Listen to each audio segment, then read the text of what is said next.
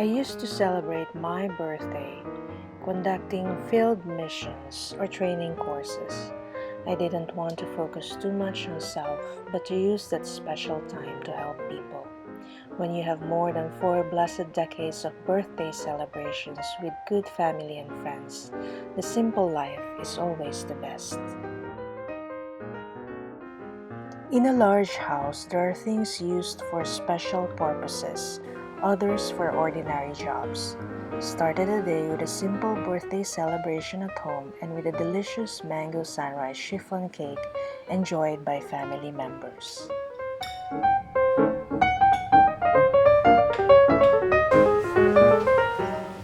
Of course, Sheba and Maggie want to make an appearance.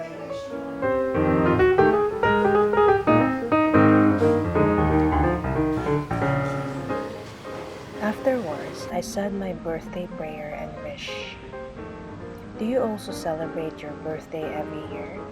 I know some colleagues and friends who would rather not celebrate their birthdays.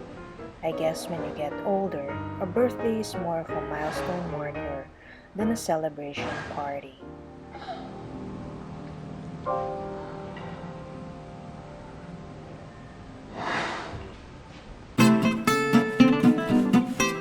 My birthday is always the season of giving thanks for everything. God is good all the time. Let's bake some apple and strawberry crumble. The expensive dishes are used for guests and the cheap vessels are used in the kitchen or to put garbage in.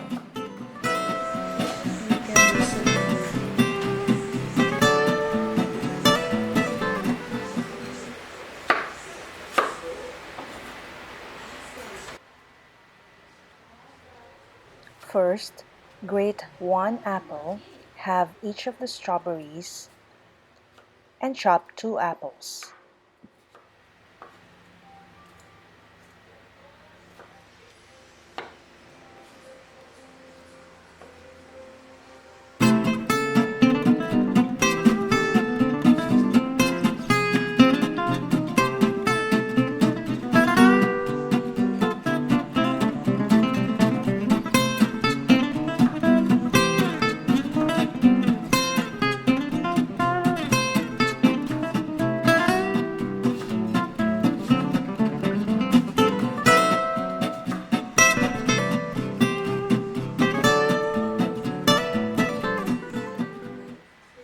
Sheba, don't go up there.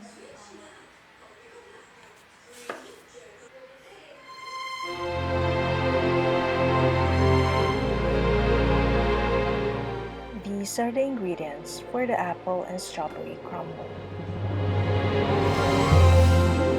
Next, drain some of the water from the defrosted strawberries. Best if you use fresh strawberries so you don't need to drain it. Then mix the fruits, coconut sugar, and vanilla extract.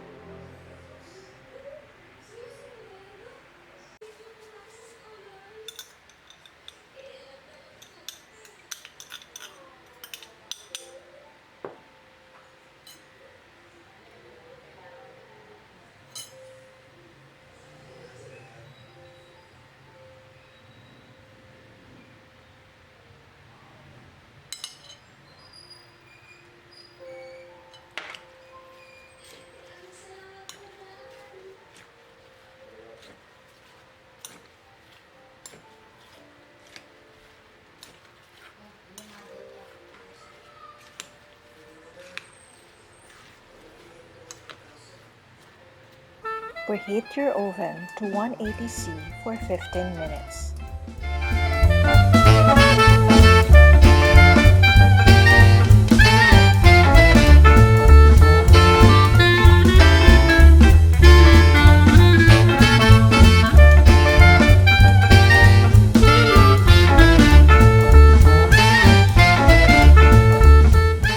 Mix flour and vegan butter into a crumble mixture. Use gluten-free flour if you can find it in your grocery store. Best if your butter is not melted, but cold and in solid chunks. Add oats into the mixture, then add coconut sugar. Incorporate mixture all together by mixing well.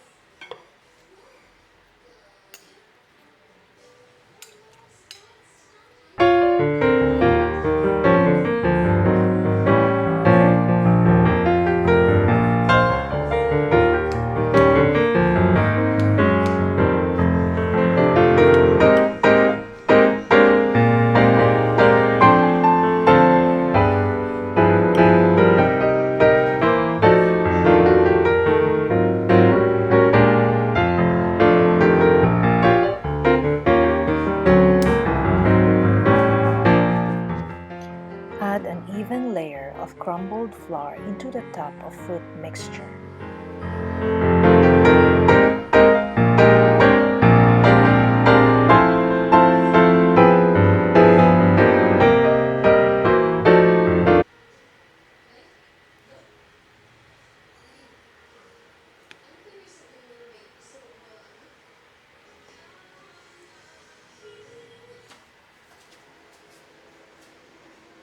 Store in fridge any leftover crumble mixture for baking your next batch of fruit crumble.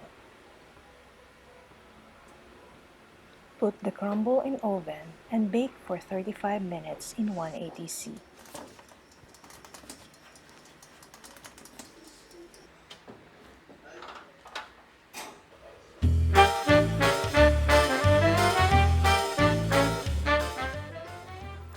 Let it cool down for 10 minutes before serving.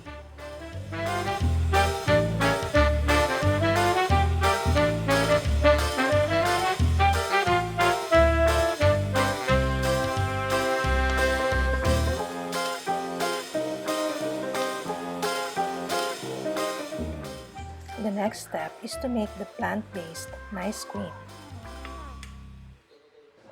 Blend 3 frozen ripe bananas in a high-speed blender until smooth.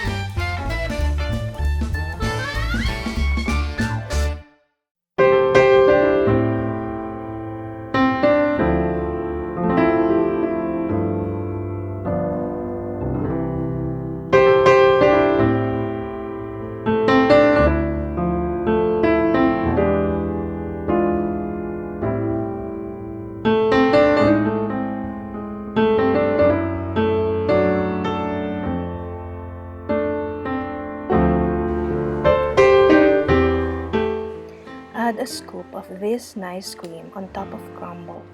Family members enjoy this delicious fruit crumble.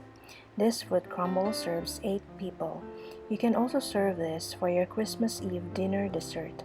If a person keeps himself clean, he will be a vessel used for honorable purposes, clean and serviceable for the use of the master of the household, already in fact for any good purpose.